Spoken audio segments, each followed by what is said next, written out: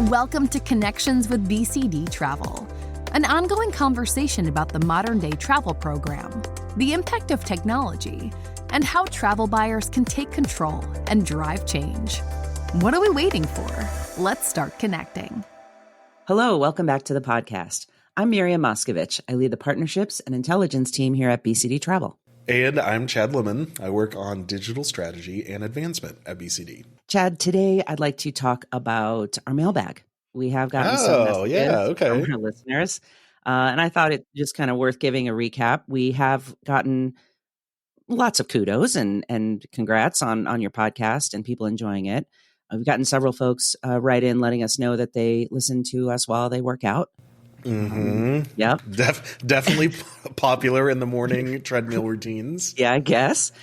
And we did get an email about using the word leakage and that, forceful support of the word leakage because it's negative.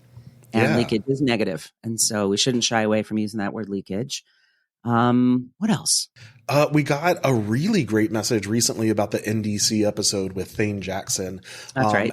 And the person just, sending kudos, but said, it really gave context around the subject that they keep hearing about, but didn't know about. And I thought just the way they phrased that was really kind of cool to hear that we're helping bring context to a lot of things happening in the industry. Yep. Okay. Well, we do read those messages. We love them. And I thought maybe for our listeners, we could make a request. Years ago, I don't know, 15, 18, 20 years ago, when I was a travel manager.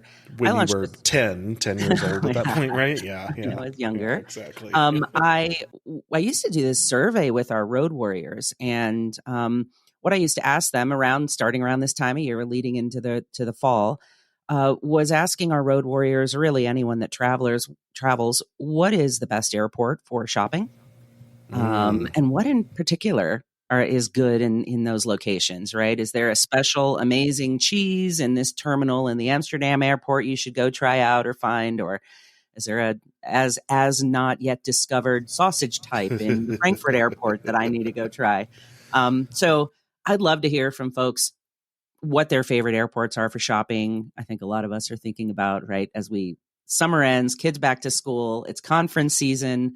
We're getting back on the road a lot, and we're heading into the holidays. And so I know Minneapolis has always been a really popular U.S. domestic airport because they've got a pretty decent shopping. Yeah. So, I'd just love to hear from our listeners if they've got some unique places or recommendations on what they think is the best airport for airport shopping. I love that. Yes, please write in. bcdtravel.com/podcast. The form is right there. As I was listening to you, Miriam, I thought okay, what is my favorite thing? And it is hands down easily the Cuban coffee from Poppy's in Terminal T at the Atlanta airport in the US. Hands down, my favorite, pick me up. Okay. Gotta try it. Yeah, gotta try it. It's so on my list. It's so good. Cuban coffee from there. Perfect. It'll get you going. All right. Write in. Okay. Let us know. Yeah. Write in. Let us know. Love that idea. And you know what my favorite thing is about this podcast, Chad? What? Tell me. That after over 2 seasons, we still have several guests that choose to return and come back time after time and give us updates on what's going on in their space. And we get to hear from them again. Yeah, I agree. And this episode just so happens to be one of those situations, and I'm looking forward to it because I think this is our guest's third or fourth visit to the podcast. So always excited to talk to her. Exactly. And we're excited to welcome back Alissa Merlino, Senior Director with our Global Solutions Engineering team. And Alissa is a T&E spend management expert, which is great because we're talking about spend management, but from a slightly different angle today. Yeah, I was just at GBTA with Alissa, and I know that she's come to the studio with a list of topics after she was finished with the conference. So I say, let's do it.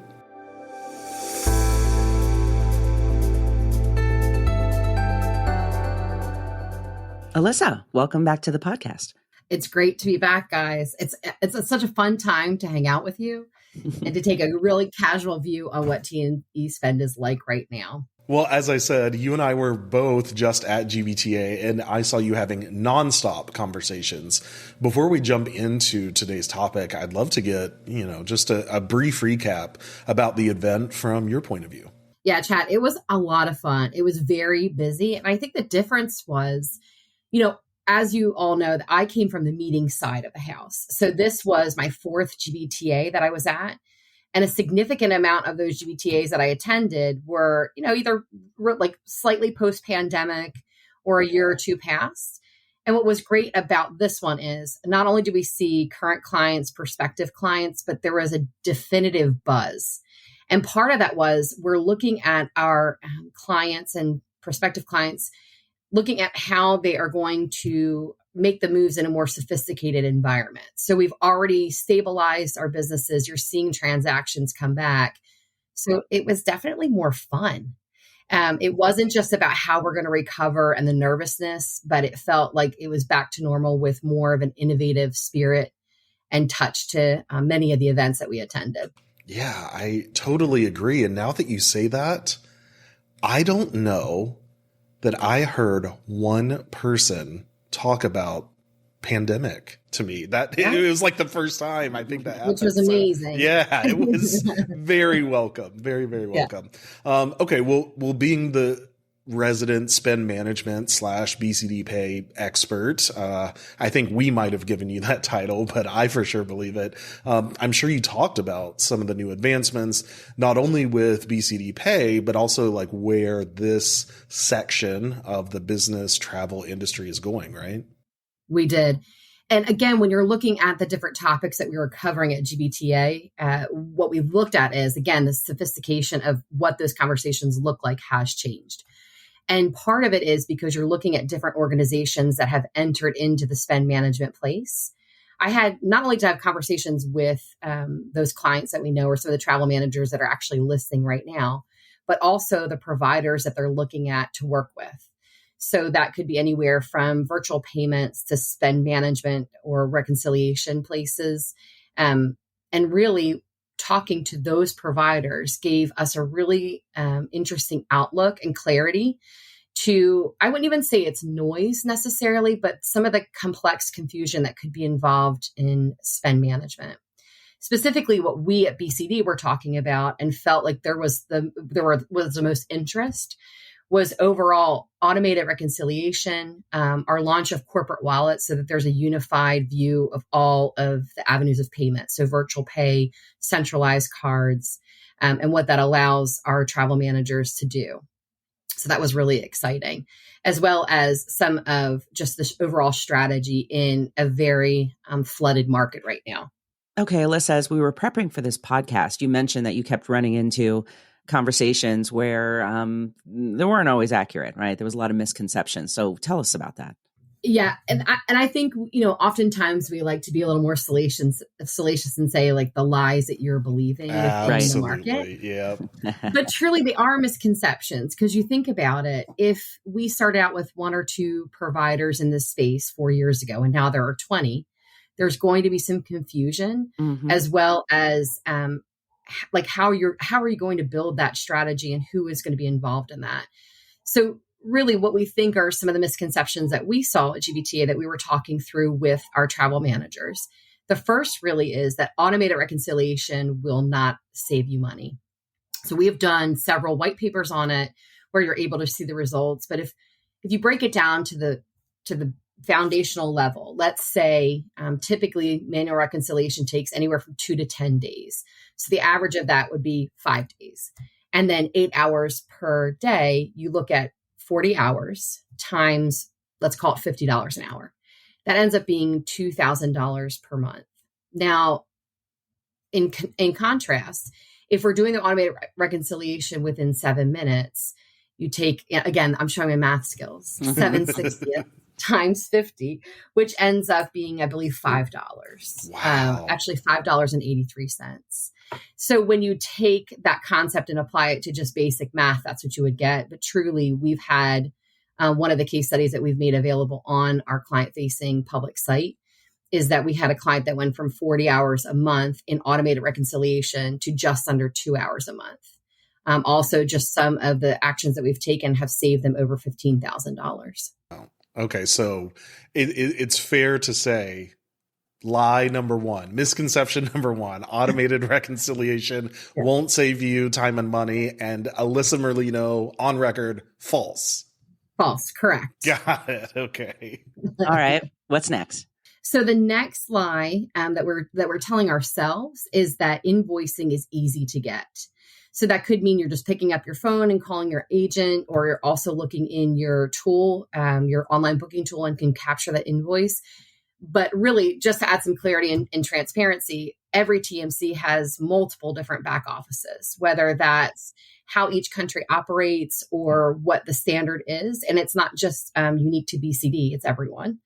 And part of the reason we developed digital invoice management is because regardless of the back office, you have a digital copy of your invoice, which also ties back to how we're able to make that available immediately. So within seconds, you've got a copy of your invoice versus the back and forth, the manual operation.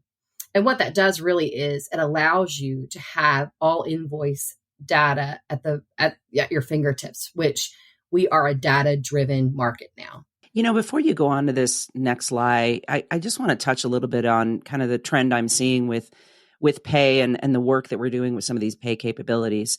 You know, when you look at the old version of kind of transactions, right? What we used to call a transaction, it was pretty much just your booking details, right? What you booked and how you booked it and how much it costs, et cetera.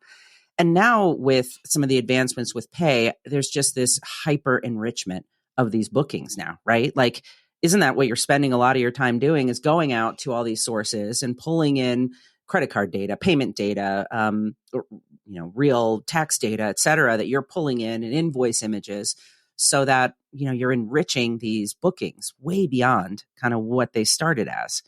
Is that kind of what you're doing here, is just sort of taking the booking data to the next level, continuing to enrich it with payment related objects?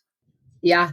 And I think if we can frame it just a different way right now, because that is true. But if you think about it, and I know a lot of the listeners out there will agree, travel, meetings were all very soft verticals. It was based on, this is how we feel like it should be done. This is the behavior we're seeing. Mm-hmm. But to actually have facts and figures behind that behavior allows for the change that you want to see at the program level to translate well to, let's say, the C-suite on financial changes that need to be made. So when you're looking at booking detail, it was great, right? So we can see which city pairings are really important, what providers are being utilized. But how do we define that change by forms of financials? And I think that's what we're driving more towards. The more you enrich data, the better view you have, which allows you to advocate on your program's behalf. Right. And in addition to that, I think overall, that's where we're seeing more of the trend and like the total insights, not just, okay, this is what the book data looks like, but, how can we move the needle on this behavior?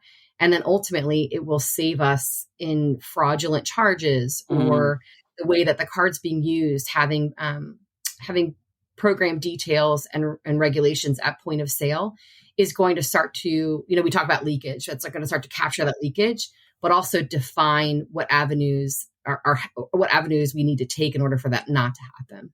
Super interesting point, Miriam. I'm glad you brought that up. Okay, Alissa, I love, me, I love a spicy topic. So I want to get back to another lie or misconception. What else did you notice during those conversations you were having? The biggest point that I want to drive home is when we were talking to those who are attending GBTA, but also just in general, what we're noticing is a feeling disconnected to the final result, right? So T&E spend is not my area of expertise or not something that I should be invested in.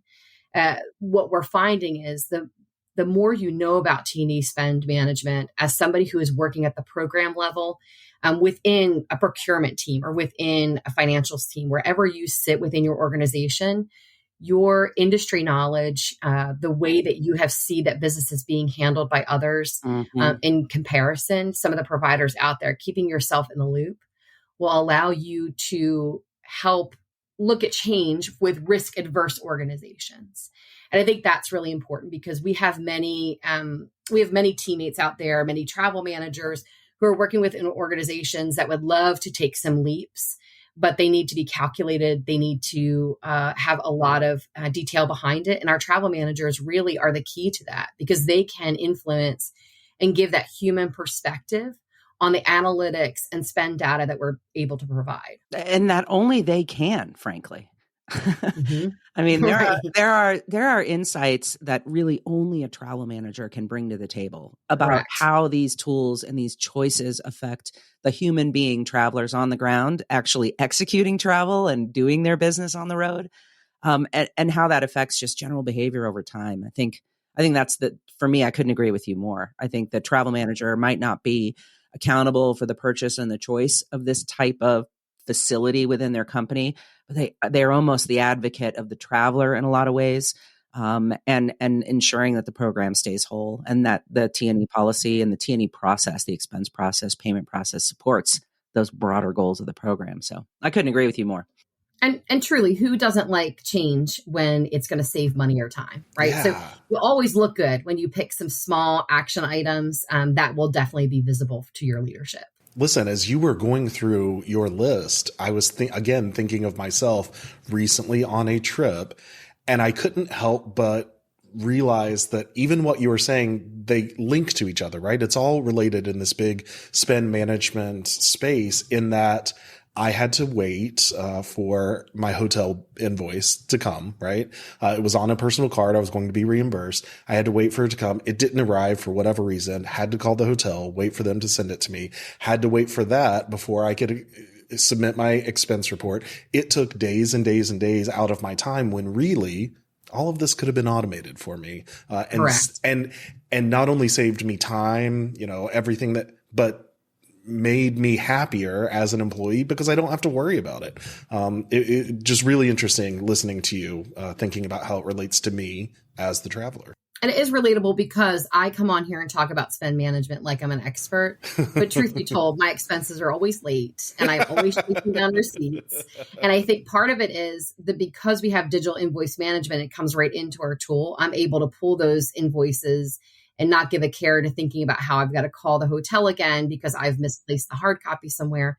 So it's not just applicable from a program standpoint, but from an individual standpoint. It's good to hear you say that you're understanding the value too.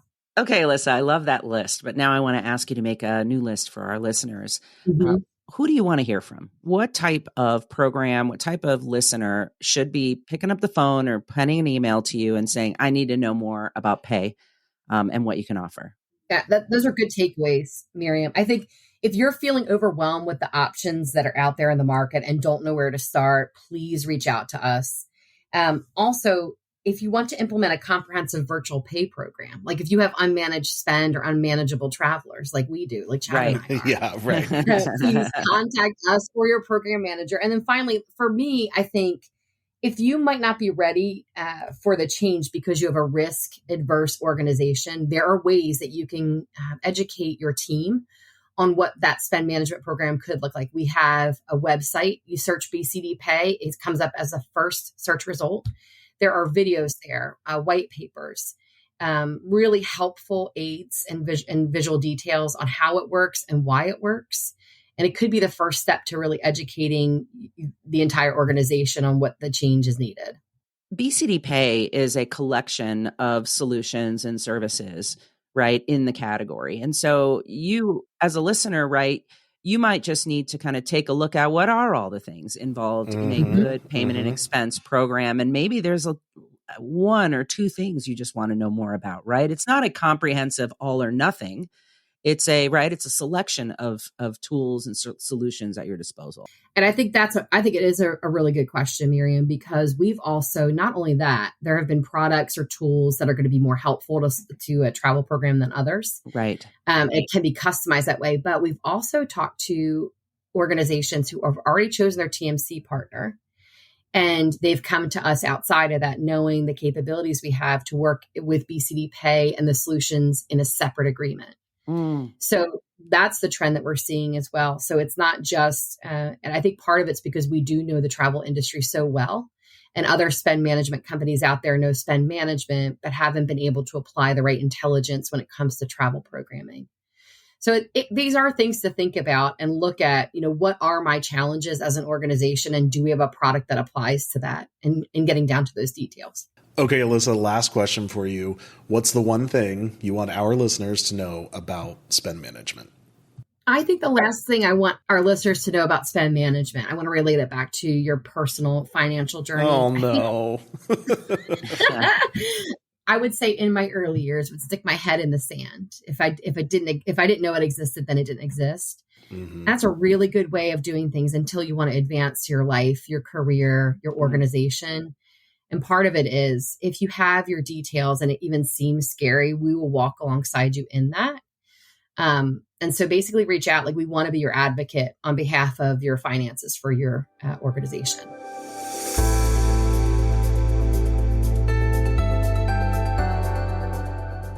I love how Alissa can take a somewhat intimidating topic like spend management in corporate travel and make it, I don't know, dare I say, a fun conversation to talk about and learn. Agree. And I hope that Alissa will return in another 3 or 6 months and give us an update on what's new in her world and catch up on some more myths or lies. You know me, like I said before, I love a spicy podcast topic. So debunking some of the lies and mistruths that appear in the spend management space was great. But that's all for this episode. If you have feedback for us, head to bcdtravel.com/podcast and let us know your thoughts. Thank you for connecting with us. BCD Travel helps companies travel smart and achieve more. We drive program adoption, cost savings, and talent retention through digital experiences that simplify business travel. Learn more about the topics you heard on this episode by visiting bcdtravel.com/podcast.